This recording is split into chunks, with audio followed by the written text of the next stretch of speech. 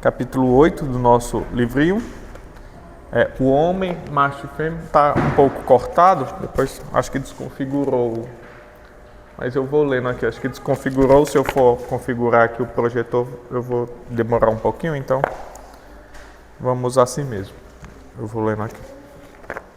E nosso texto base é o início das Escrituras, Gênesis 1 e 2. É um texto longo, então nós vamos lendo por partes.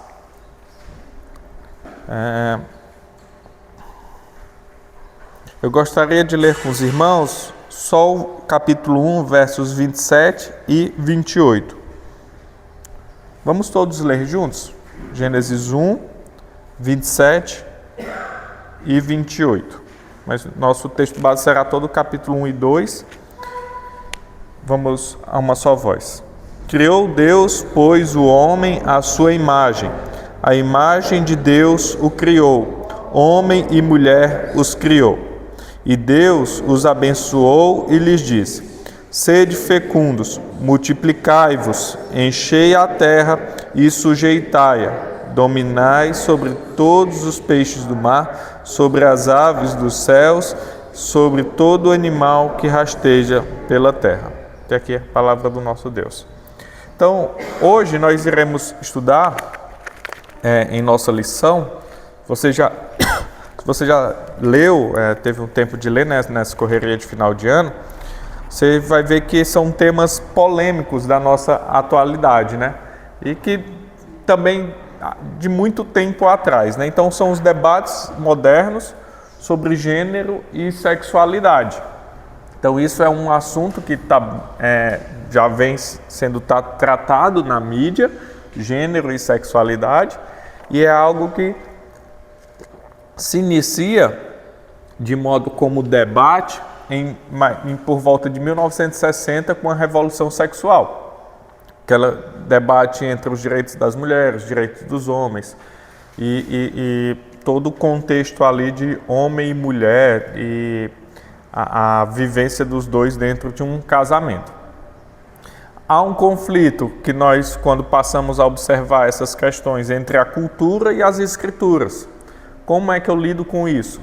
A cultura diz que devemos agir de uma forma, as escrituras diz que devemos agir de outra. E isso é algo bem sutil. Não é fora do comum nós observarmos uma forma que a gente defende em nosso interior e uma forma que a gente defende na prática. A gente observa aquilo, sabe que aquilo é errado, mas como funciona na nossa prática do dia a dia, né? Então, a gente tem que estar ali ciente daquilo que a Escritura nos ensina e como nós devemos lidar com essas situações. Então, como eu disse, é um debate atual, sexualidade e gênero, e é algo que a igreja está totalmente envolvida, principalmente nos grandes centros, nas grandes cidades. Você observa, por exemplo, lá em São Paulo, e em outras capitais, mas em São Paulo isso é mais visível, várias igrejas que se dizem cristãs, que a questão de gênero e sexualidade é a bandeira daquela igreja. Então, por exemplo, aqui você é aceito, aqui há uma igualdade assim de credos e tudo, então venha como vier, você será aceito, homossexual, transgênero e tudo mais. Então, eles não tratam isso como a Escritura trata. Também, culturalmente, nós vamos observar pastores e teólogos falando, não, a Escritura não trata sobre esse assunto. Então, é algo que quem vai conduzir isso é seu coração, porque Deus não se importa com essa questão. Como um pastor esses tempos atrás ele falou, ele disse, quando questionado, como Jesus trataria essa questão, ele disse, ele não trataria como ele não tratou quando ele veio, né? Mas a gente não pode esquecer que toda a Escritura ela é palavra de Deus. E alguns pastores e teólogos eles vão dizer, não, o que Jesus falou, foque apenas no que Jesus falou, as outras coisas são apenas para ali nossa vida, para nos dar ali uma sabedoria maior, mas foque nas palavras de Jesus. Mas veja, toda a Escritura é palavra de Jesus, toda a Escritura é palavra de Deus. Então, de Gênesis a Apocalipse, nós observamos a palavra de Deus, e não só aquelas que em algumas Bíblias estão em letras vermelhas. A Bíblia é a norma para a antropologia cristã. Então, o que é a antropologia? É o estudo do homem. Então, a Bíblia, a Escritura, é a nossa regra, a nossa norma para entendermos o homem, segundo o cristianismo. Então, a gente parte da Escritura para fora da Escritura. A gente parte da Escritura para a sociologia, para a filosofia e para a ciência. Então, nós partimos da Escritura para fora, ela é a nossa regra de fé e prática. Se algo demonstra uma verdade, a Escritura outra, por mais consistente que aquela verdade possa parecer, a gente fica com as Escrituras. O padrão que nós devemos observar destas duas questões, sexualidade e gênero, é o padrão das Escrituras. Então, a gente observa lá esses dois textos que nós lemos, Gênesis 26 e 27, 28, 26, 27 e 28, na verdade, e 2 Timóteo 3, 16 e 17. Veja, o 26 a gente não leu, né? Deus disse: também disse Deus, façamos o homem à nossa imagem, conforme a nossa semelhança. Tenha ele domínio sobre os peixes do mar, aves dos céus, sobre os animais domésticos e sobre todos os outros. Então Deus cria homem e mulher à sua imagem e semelhança, e homem e mulher os criou. Então, desde o início, nós vamos observar que Deus cria homem e mulher, dois gêneros. E aí é macho e fêmea.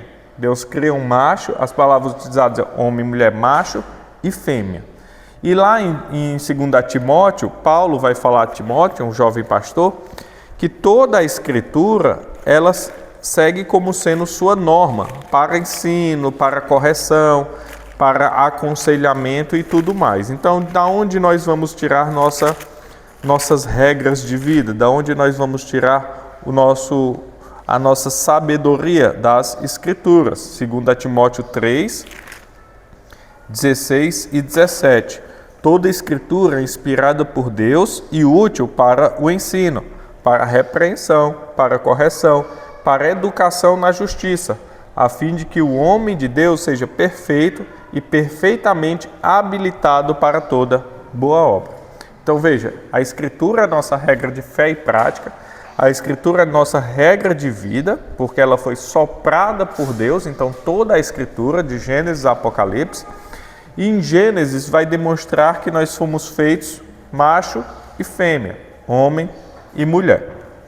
Então, ele introduz estes assuntos dessa forma, e aí ele vai tratar 3 assuntos da atualidade em nosso livrinho, que é gênero, atividade sexual e homossexualidade. Como a Bíblia trata essa questão. Lembre-se que nós estamos estudando o que é o homem, e isso é importante para nós. O homem, a humanidade, homem e mulher. Né? Então, primeiro ensino que ele vai trazer é que Deus criou macho e fêmea, homem e mulher o criou, né? Deus. Gênero é determinação criacional. Então, Deus que fez, Deus criou 2 gêneros. Vamos lá em Mateus 19, 4. Gênesis 1, 27 nós já observamos, homem e mulher os criou.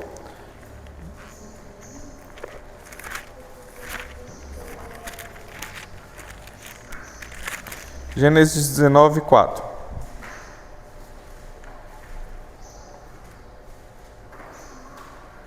Alguém pode ler?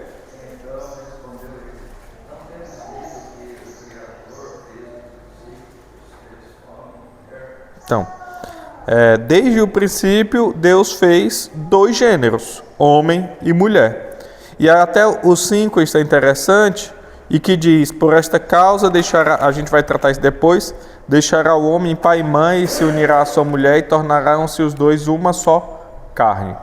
Então, veja como é tratado por Jesus, a forma lá de Gênesis ele está aqui levando a mente do povo a Gênesis 1:27, Deus criou homem e mulher, e Jesus ressalta, vocês não sabem que desde o começo foi criado homem e mulher? E por isso, aí Jesus entra no casamento, deixará o homem pai e mãe e se unirá à sua mulher. Isso aqui então o que é o casamento? A união de um homem com uma mulher, e os dois se tornando uma só carne. Casamento não é outra coisa senão uma instituição dada por Deus. Alguns teólogos até defendem a questão foi algo que surgiu lá atrás por alguns erros da igreja, né? Por exemplo, a Igreja Católica, ela só permitia casar quem era católico. Para você casar, você que era protestante no Brasil, em outro lugar do mundo, você tinha que casar na Igreja Católica. E se você não fosse católico, você não casaria, né? Se eu não me engano, até um tempo atrás, eu não sei se ainda é hoje assim, tinha que fazer crisma, né? Tinha que fazer ter um processo, né? Para casar lá. Então, por causa dessas questões, o que aconteceu? Foi separado igreja e Estado, e o casamento, como certidão de nascimento e óbito, que antes era dado pela igreja, foi começar a ser feito pelo Estado. Então, hoje o casamento válido é o do Estado, certidão de nascimento, certidão de óbito do Estado. Mas, por exemplo, se você for fazer a árvore genealógica da sua família, for pegar do seu tataravô, provavelmente a certidão de nascimento dele deve estar em alguma igreja. Algumas certidões de nascimento, se antigas, não estão em cartórios, mas igreja, porque antes a igreja é que cuidava disso. Então, acontece muito isso. Mas quem é que era para cuidar realmente do casamento, que o casamento devia ser válido? Alguns teólogos vão defender. Era a igreja. Por quê? Porque o casamento é uma instituição não criada pelo Estado, mas criado pela igreja, pela religião. Não foi o Estado que criou o casamento, mas a religião. Então, você observa essa questão também. Então, a Escritura vai falar que, Jesus vai falar que o gênero são dois, homem e mulher, e eles foram criados com um propósito, e o casamento é entre um homem e uma mulher. A mesma coisa, nós vamos entrar nesses assuntos também, de família. O que é família? Hoje é muito comum você ver nas redes sociais a minha família. Aí tem uma pessoa e os seus gatos. 10 gatos, 15 gatos, 3 gatos, um cachorro. Então, isso aqui é minha família. Não, isso aqui é minha família. 5 amigos vivendo juntos, sei lá. Assim, não de forma errada, mas numa casa, a nossa família. Não, família é aquilo que Deus instituiu, que vem do casamento. Então, é homem, mulher e seus filhos. Então, isso é uma família, né? Se for filho adotado, se for um congregado, alguma coisa assim mas aquilo ali se torna uma família. Família não é as pessoas vivendo juntas. Aí são amigos, é você e seu animal doméstico, mas não se torna uma família. Todas essas questões, elas são tratadas por causa da nossa cultura hoje. Então, nós entendermos quem é o homem influencia em tudo isso, né? E o que Deus instituiu. A queda e suas distorções. A gente vive em um mundo caído. Isso é algo que deve estar sempre em nossa mente. Por que há esses debates hoje? Por causa da queda. Por que há um debate de o que é ser homem e o que é ser mulher, o que é casamento, o que é família? Por causa da queda. O homem caiu e tudo isso veio com a queda. Antes da queda, isso estava muito claro. É só observar lá em Gênesis 1, 2 e 3. Um homem para uma mulher para o homem. Qual a função do homem? X. Qual a função da mulher? X. O que é que eles devem fazer? O que é que seus filhos devem fazer? Isso estava muito claro. Mas depois a gente vê a monogamia, que é um homem para uma mulher, se tornar em poligamia no decorrer das Escrituras. A gente vê ali a traição em Davi, a gente vê o filho de Davi, Salomão, com diversas mulheres. Isso é um princípio bíblico? Não. Se você olhar a família tradicional judaica, ela não é como a família árabe. Árabe, dependendo do local, na cultura árabe, um homem vai ter várias mulheres. Isso é defendido. Porém, em alguns vão escolher ter só um homem e uma mulher, mas isso é permitido. Na Bíblia não, nem no judaísmo. É um homem para uma mulher. Então, Salomão não tinha várias mulheres? Isso ali era pecado, foi um erro de Salomão, não que Deus permitiu. Ele errou. O princípio de Deus é um homem para uma mulher. Qual o princípio de Deus? Homem e mulher, macho e fêmea, 2 gêneros. Disforia e intersexualidade como efeitos da queda. Então você tem essa distinção de gêneros, distinção de sexo e a homossexualidade como efeitos da queda. Isso também influencia, os mais antigos vão saber, vou perguntar para o Marcelinho, ver se ele sabe. Marcelinho, quem é... Espera aí, deixa eu lembrar aqui. Só um minuto.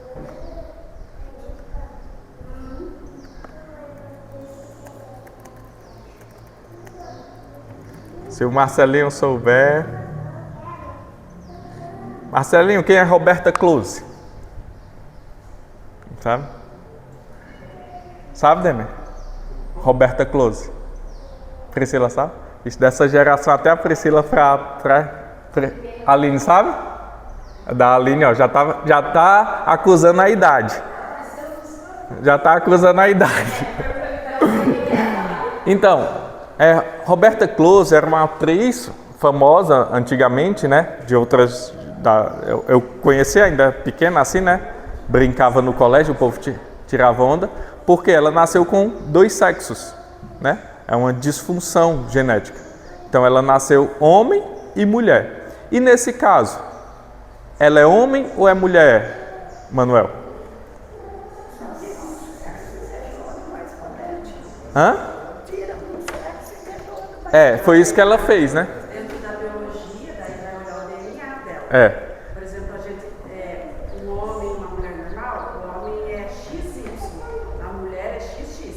Existe caso que nasce XYY, é o super-homem, são esses homens que são muito agressivos, que até moram em hospital psiquiátrico, porque ninguém segura. Que ele tem muito do excesso de Y, né? Daí, por exemplo, no caso do Roberto Close, ela saiu com a deficiência na genitália, aí tem que olhar o DNA dela, se é XY ou se é XX. É isso aí. Aí eles vão definir o que vai precisar. E por que nasce? Por causa da queda. Toda disfunção genética, toda disfunção ali seja ela mental, seja ela física, é por causa da queda. Se nós observarmos lá em Isaías, acho que 33, 24. Alguém pode ler? Isaías 33, 24.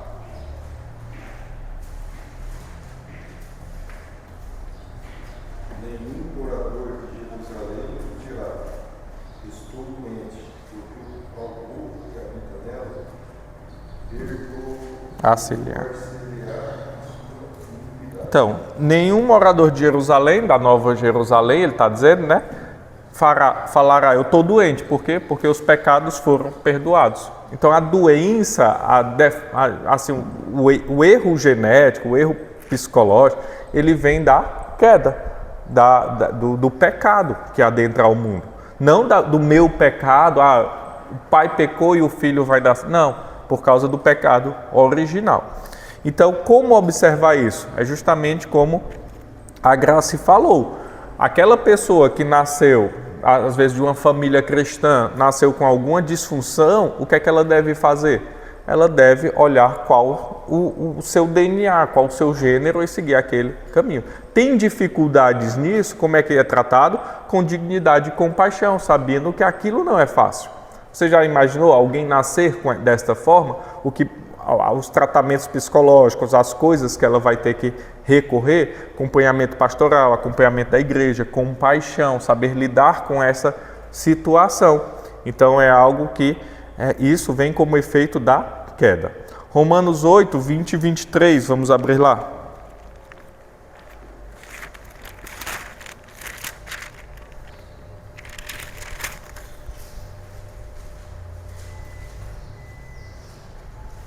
Eu vou ler do 20 ao 23. Pois a criação está sujeita à vaidade, não voluntariamente, mas por causa daquele que a sujeitou, na esperança de que a própria criação será redimida do cativeiro da corrupção para a liberdade da glória dos filhos de Deus. Porque sabemos que toda a criação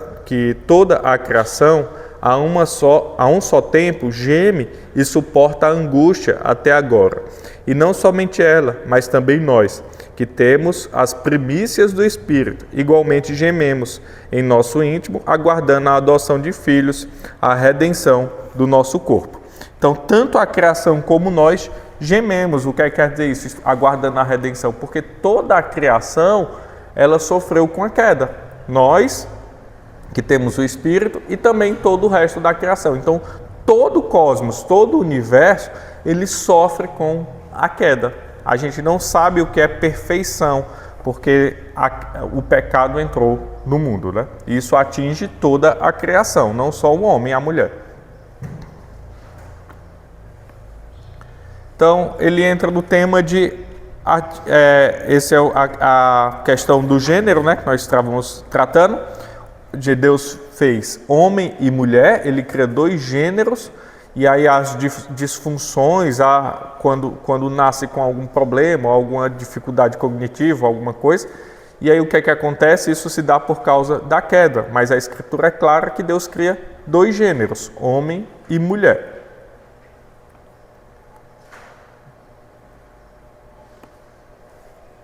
Hoje vão discutir, também é interessante nisso, a questão do... É como se eles tratassem assim, um gênero psicológico e um gênero físico, né? Mas veja, não tem muito sentido quando você para pensar. Hoje existem 1001 gêneros. Aquela bandeira LGBT cada dia aumenta mais, né? Então, assim, o que eu quiser ser, eu posso ser, né? Eles defendem isso. Então, é uma liberdade que não há como defender. Não tem como você sair disso, né? Da realidade. Há 2 gêneros, homem e mulher. O que passa disso é o seu querer, é a sua vontade, que é isso que tem que ser combatido, segundo as Escrituras, né? Então, aí ele entra no tema atividade sexual, que também tem a ver com isso, né? E ele vai dizer, sexo é a criação boa de Deus, é algo bom, né? Joel Bick e Paul Smalley, eles vão falar assim, um trecho que ele coloca aqui, de um livro. A Bíblia não se envergonha de falar sobre sexo, ela nos ensina o belo projeto do Criador e os horríveis efeitos da rebelião contra esse projeto. Então, ele vai trazer o propósito do por que Deus criou o sexo, né? O propósito disso é intimidade e geração de filhos. A gente vai lá para Gênesis 1, 28. O tema, a forma que ele traz é coabitação, é coabitar, né? É fazer o sexo mesmo.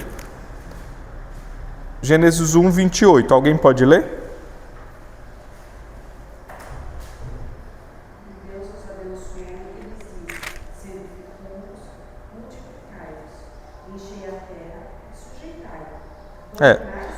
Só até aí. Então, sede fecundos, Deus abençoa, ao mesmo tempo que Ele dá uma ordem. Qual é Deus, Ele exige algo que Ele abençoa que faça. Então, o que Ele exige, Ele permite. Aqui o sentido é esse, Ele diz sede fecundos. Então, Deus que dá a mulher e o homem serem fecundos, e Ele também está dando uma ordem aqui. É isso que você vai fazer e é isso que eu estou permitindo que você faça. Sede fecundos, multiplicai-vos e enchei a terra. Então, Deus vai trazer este propósito inicial como um quê? Uma geração de filhos. Para o que é a intimidade sexual, para eles multiplicarem. Multiplicarem o quê? O homem foi criado à imagem e semelhança de Deus. Então, o que o homem e a mulher deveriam fazer? Encher a terra da imagem e semelhança de Deus. Esse é o propósito principal do que Deus criou o homem e disse para eles fazerem sexo. Sede fecundos, multiplicai-vos, enchei a terra. Isso são ordens que o Senhor está dando. 3 ordens. Ser fecundo, multiplicar e encher a terra. Provérbios 5. Vamos abrir lá em Provérbios 5.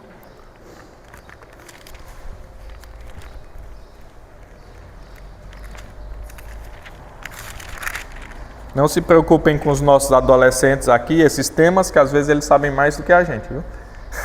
Então, não achem que esse é assunto bom para tratar com eles mesmo. Gênesis 5, se for criança, aí a gente tira. Adolescente tá bom. 5, 18 e 19. Pode alguém ler? Seja bendito teu manancial e alegre-te com a mulher da tua mocidade. Corça de amores e gazela graciosa, saciam-te os seus seios em todo o tempo e embriaga-te sempre com as tuas carícias. Então veja, aqui é Provérbios, né, de Salomão. Seja bendito o teu manancial, alegra-te com a mulher da tua mocidade. O que é a mulher da mocidade? Não é aqueles namorinhos, é aquela mulher que você casou. Lembra-se do contexto. Normalmente, casava-se aqui, na juventude daquela época, 13, 14, 15 anos. A mulher da tua mocidade. É aquela que você casou e você vai ser fiel a ela. Por quê? Porque ela é aquela lá de trás, entendeu? Então, Maria teve Jesus com 15 anos. Então, alegra-te com a mulher da tua mocidade, alegra-te com tua esposa e não vá atrás de outras, isso que ele está dizendo. Alegra-te com a mulher da tua mocidade, corça de amores e gazela graciosa.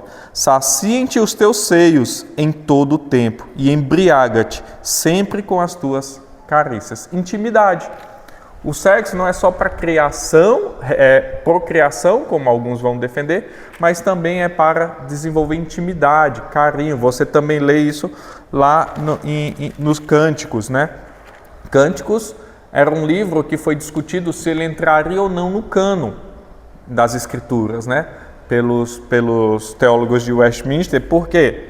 Porque, e pelos anteriores também, bem antes de Westminster, na verdade.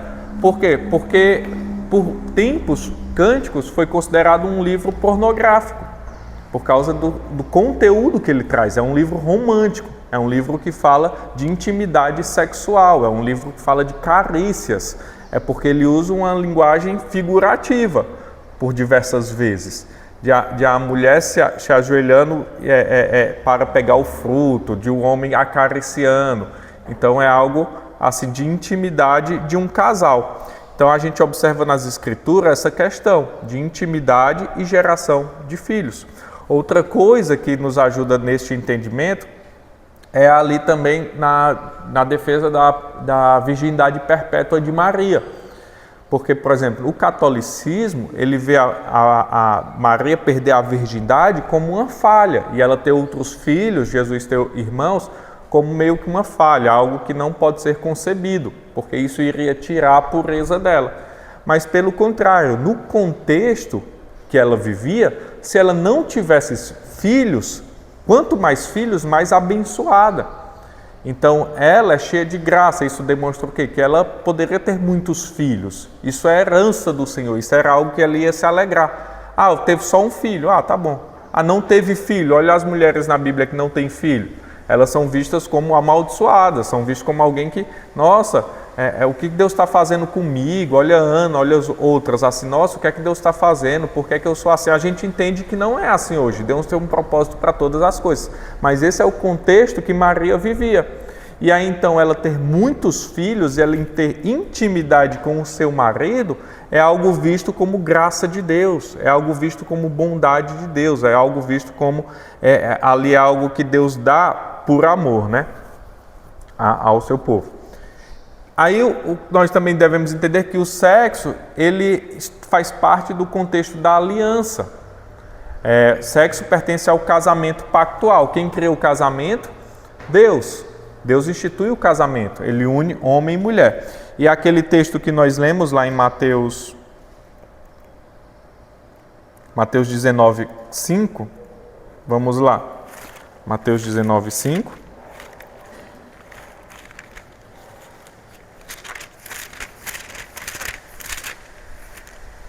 Alguém pode ler?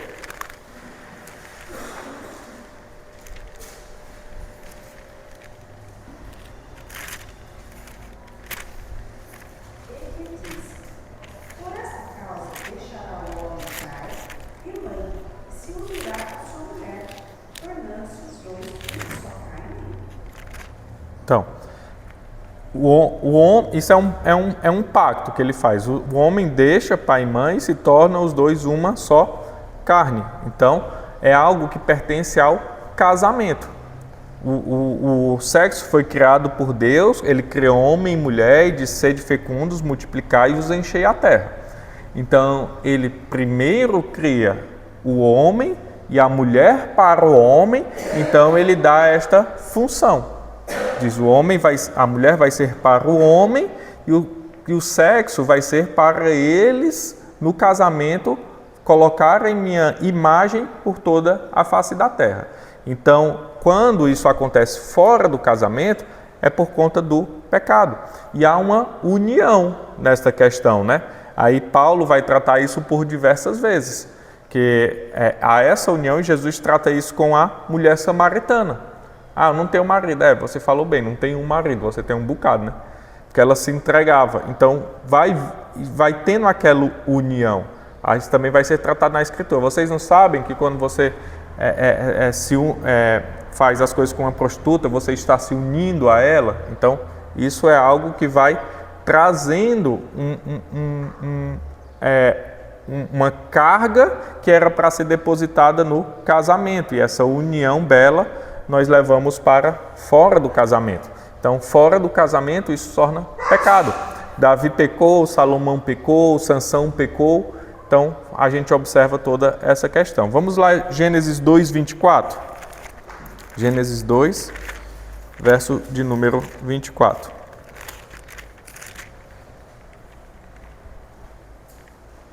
Aqui é o mesmo texto que Jesus trata lá, né? Por isso, deixa o homem pai e mãe e se une à sua mulher, tornando-se os dois uma só carne. Hebreus 13, 4. Vamos abrir lá em Hebreus e depois Efésios 5.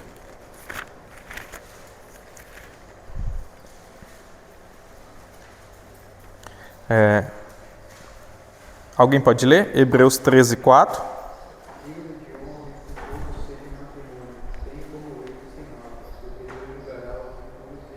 Então, digno de honra entre todos seja o matrimônio, bem como o leito sem mácula, porque Deus julgará os ímpios e adúlteros. E lá em Efésios 5, quando trata a função do homem e da mulher no casamento, dentre outras coisas, que nessa parte o lar cristão, 31 a 33, alguém pode ler? A 31 e 32.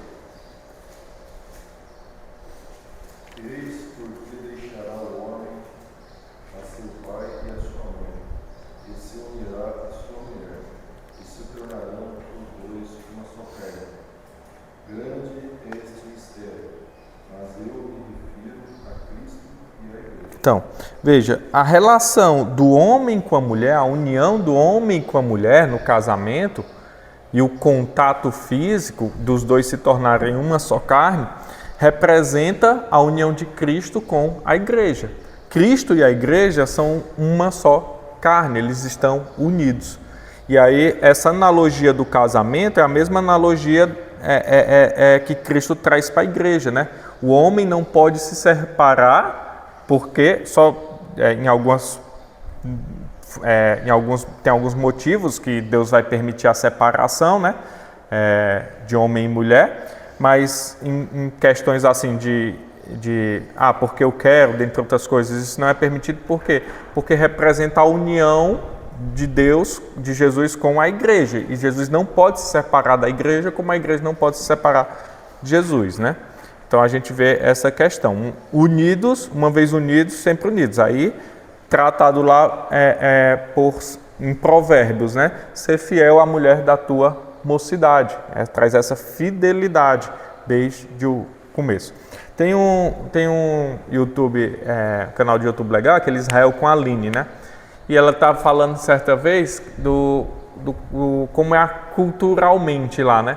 E aí ela estava falando sobre como foi a questão do casamento dela. Ela é judia, o marido dela é mais judeu, a família dele é mais ortodoxa, né?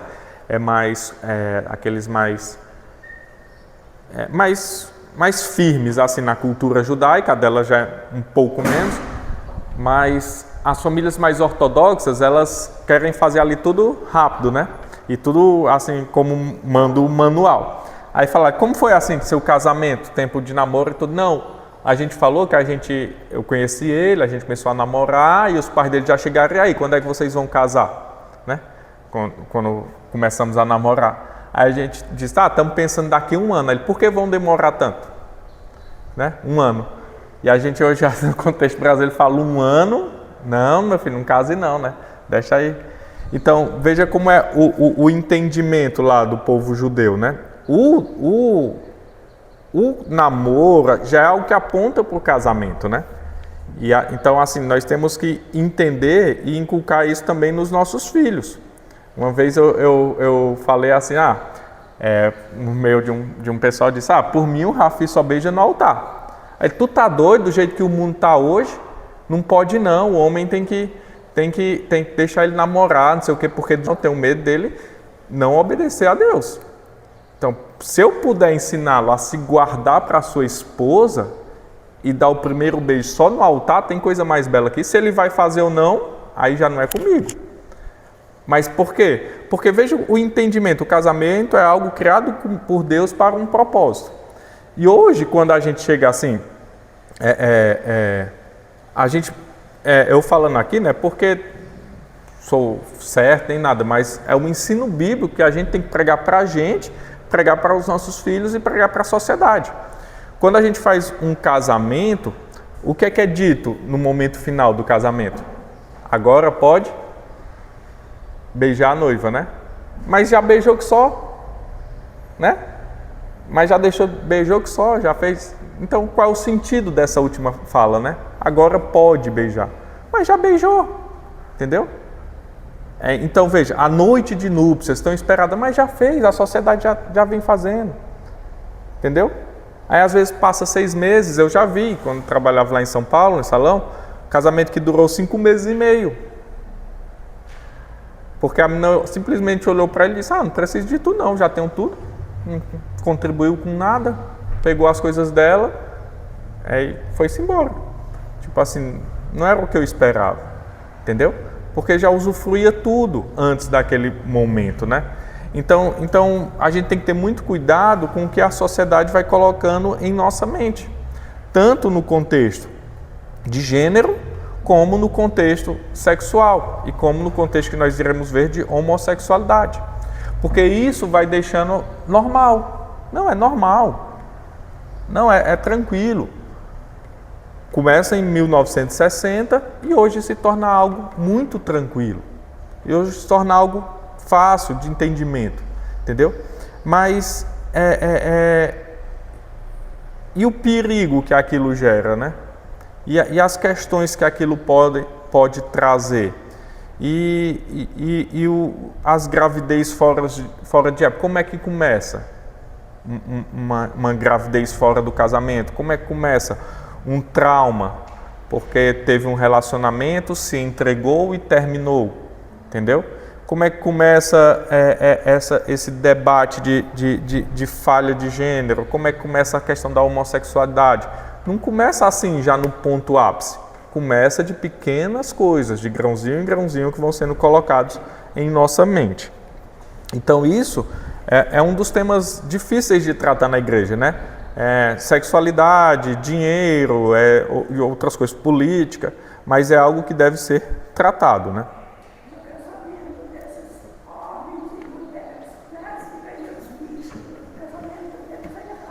É errado, não é nem casamento, né? É uma união. Como saiu esse dia, por exemplo, um homem virou mulher e a mulher virou homem. E a mulher que virou homem estava grávida, né? E você olha algo estranho assim, para não dizer outra palavra, né? Porque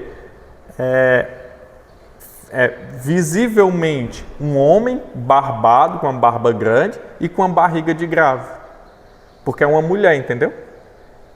Então é algo assim que não condiz com... essa palavra, né? Porque, tipo assim, isso aí é uma afronta a Deus. É uma afronta.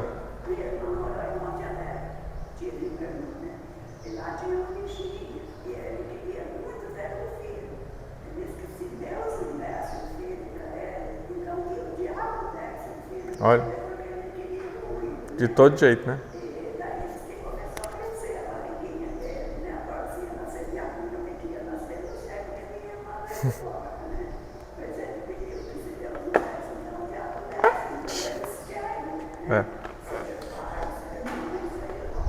E o interessante também que nós estudamos, tem a ver com isso que a Ruth está falando, quando a gente estudou aquela questão do universo, do eterno ser colocado no coração do homem, e o homem ser um ser religioso, você observa que é claro nas Escrituras que isso é contrário ao direcionamento de Deus.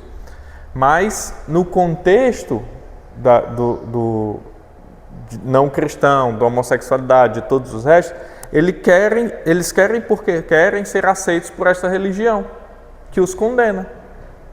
E é claro, pode defender de todo jeito, não, a palavra aqui é outra, não sei o que, não sei o que, não sei o que, mas é claro, entendeu?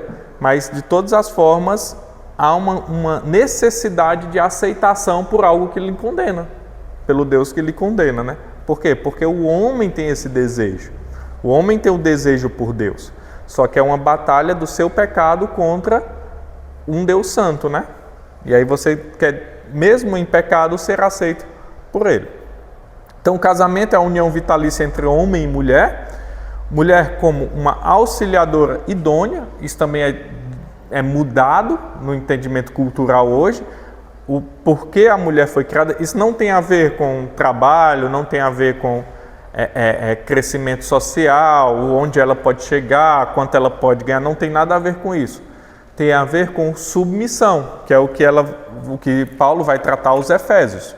A mulher seja submissa ao homem, assim como a igreja é submissa a Cristo, e o homem, ele seja como Cristo, em si preciso for dar sua vida pela mulher. Esse dar a vida aqui é morrer mesmo pela mulher. Não está falando dar a vida, é igual tem um pastor que brinca, né? Dar a vida não é lavar a louça. Isso aí o homem faz por carinho. Como Paulo fala ali, se aparecer um ladrão em sua casa e ele for atirar, você se jogar na frente da sua mulher. Você está ali disposto a entregar a vida por ela. Então esse é o pensamento cristão. O homem como cabeça. Mas meu marido não é cabeça. Mas minha mulher não é submissa. Tem livros que tratam isso bem legal. É um livro que eu li com a Aline há muito tempo, que eu indico, é Amor e Respeito. Que ele diz, quando falta amor, falta respeito, quando falta respeito, falta amor, e vira um círculo vicioso, que é Efésios 5:33. Não obstante, vós, cada um per si, também ame a própria esposa, como a si mesmo, e a esposa respeite ao marido. Então, quando falta um desses, vira um círculo vicioso. Então, e o que é engraçado que a Bíblia trata, e esse livro também trata? É independente. A submissão não está ligada ao receber amor, e o receber amor não está ligada ao respeito. Então, um age, um não age em resposta ao outro, um age independente do outro. Eu vou amar minha esposa independentemente se ela me respeitar ou for submissa. Eu vou ser submissa ao meu marido independentemente se ele me respeitar ou se ele demonstrar amor, porque eu estou sendo submissa e eu estou amando e respeitando a Deus. É assim que a Bíblia trata. Isso, submissão não tem a ver com humilhação, entendeu? Submissão não tem a ver com humilhação. Submissão tem a ver com estar no mesmo propósito, estar ali confiando que Deus está guiando ele para um propósito. E aqui Paulo fala de um contexto cristão. Quando é um contexto não cristão, Pedro trata, né? Que aí a mulher ela deve tentar ganhar um marido, às vezes em silêncio, demonstrando ali uma submissão, mas também trabalhando. E aquilo que vai contra as Escrituras não é submissão. Quando acontece algo que é contra as Escrituras, mais vale obedecer a Deus do que aos homens. Então, é algo que também deve ser observado essa questão.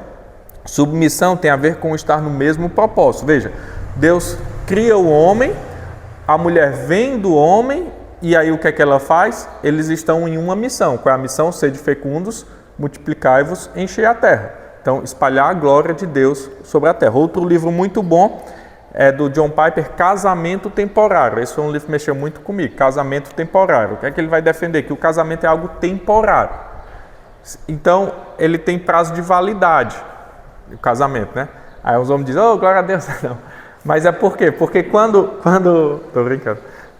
Quando a gente morre, a defesa dele tem 2 pontos, né? Que vamos continuar casados ou não. Então, mas a maioria dos teólogos eles pensam que quando a gente morre, o casamento ele se desfaz, ele não tem continuidade.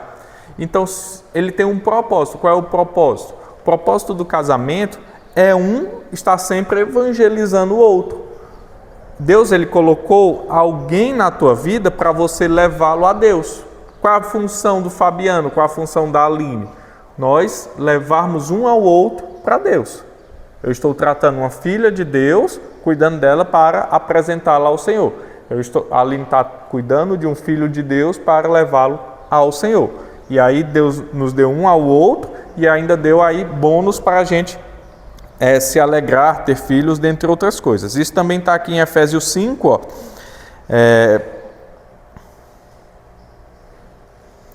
25 a 27. Maridos, amai vossa mulher, como também Cristo amou a igreja e a si mesmo se entregou por ela, para que a santificasse. Então, ó, a mesma analogia, o que é que Cristo faz com a igreja? Santifica. E o que é que o homem também vai fazer? Santifica, tendo-a purificado por meio da lavagem de água pela palavra, para apresentar a si mesmo igreja gloriosa, sem mácula, nem ruga, nem coisa semelhante, porém santa e sem defeito. Então, a função do marido se entregar a ponto de santificar sua esposa para apresentá-la diante de Deus gloriosa, sem mácula, nem ruga, nem coisa semelhante, porém santa e sem defeito. Então, um ao outro no casamento vai apresentar seu cônjuge ao Senhor santo e sem defeito. Então, esta é a função do casamento, né? E aí, o último tema que ele trata é a homossexualidade, que é contrária à ordem criada por Deus, né? Homossexualidade. Ele criou macho e fêmea, homem e mulher, com o propósito de multiplicar. Então você já vê vários problemas aí. Homem e mulher, qual é a união? Homem e mulher, qual é o propósito? Multiplicar. O homossexual não se multiplica de forma natural. Outra questão a gente vai tratar isso já. Então, é identificado como pecado nas Escrituras, isso está muito claro no Antigo Testamento e Novo Testamento. Vamos abrir lá em Romanos 1. Romanos 1 é um dos textos mais famosos sobre essa questão do homossexualismo.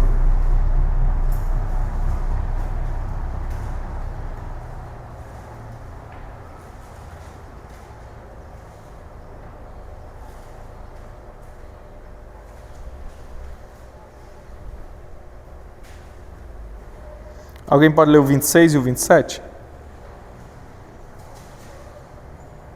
Ele vai dizer que por causa da idolatria, por causa da falsa adoração ao Deus errado, acontece isso. Romanos 1, 26 e 27.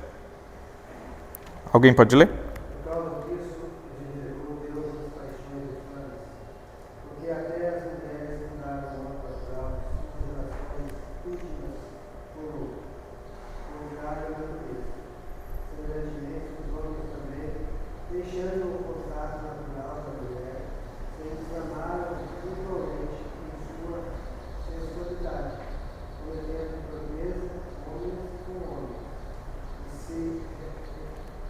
E recebe. Então, vai dizer que a idolatria causou isso, né? Deus os entregou às suas paixões. A gente está falando aqui de um contexto romano. O contexto romano era um contexto que isso era bem forte, assim, essa questão sexual. E lá em 1 aos Coríntios também, Primeira carta de Paulo aos Coríntios. 6, 9 a 11, eu vou ler. Ou não sabeis que os injustos não herdarão o reino de Deus? Não vos enganeis, nem impuros, nem idólatras, nem adúlteros, nem efeminados, nem sodomitas, nem ladrões, nem avarentos, nem bêbados, nem maldizentes, nem roubadores herdarão o reino de Deus.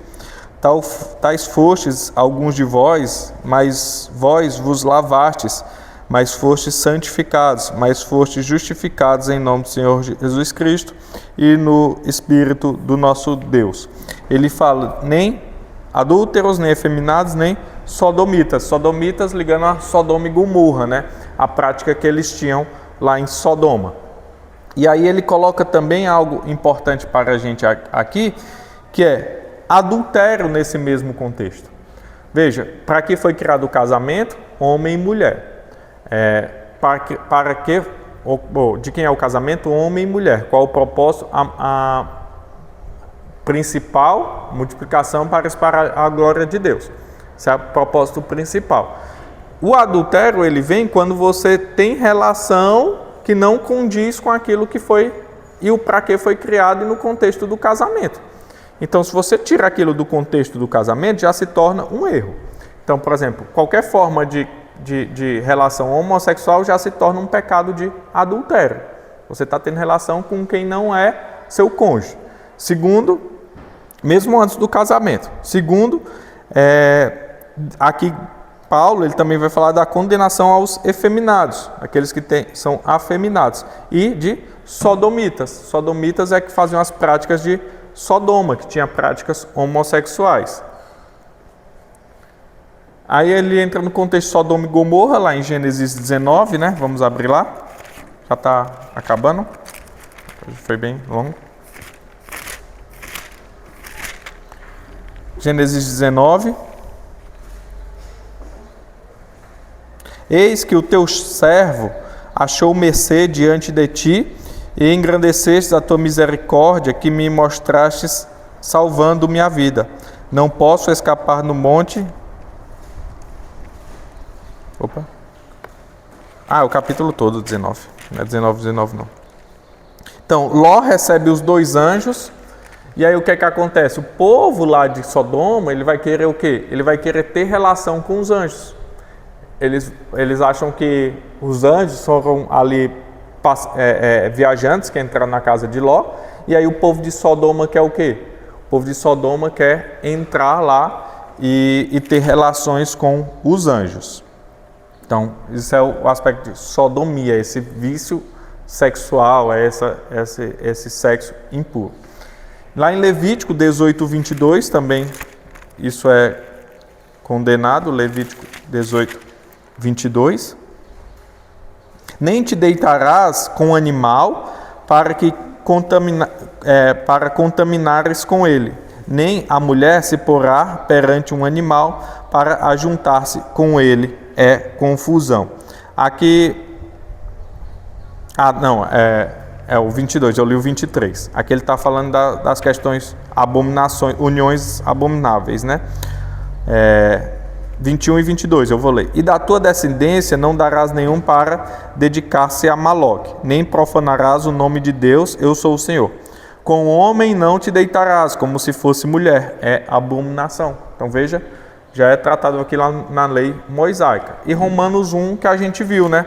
Por causa da idolatria que o homem se entrega a isso. Idolatria o quê? Ao seu eu, aos prazeres. Os prazeres podem ser um Deus. Então isso é a idolatria que traz isso. Então a gente conclui que há 2 gêneros criados por Deus, somente homem e mulher. O que passa disso vem decorrência do pecado, tanto de forma ali de mudança genética, seja mental ou seja física, é decorrência do pecado, e a pessoa com essa condição tem que buscar a Deus e buscar exames para saber qual o seu gênero e ser tratado dessa forma. Os 2 gêneros, homem e mulher, é igual perante Deus em dignidade. Deus não faz acepção de pessoas, Homem e mulher nas Escrituras são tratados iguais por Deus.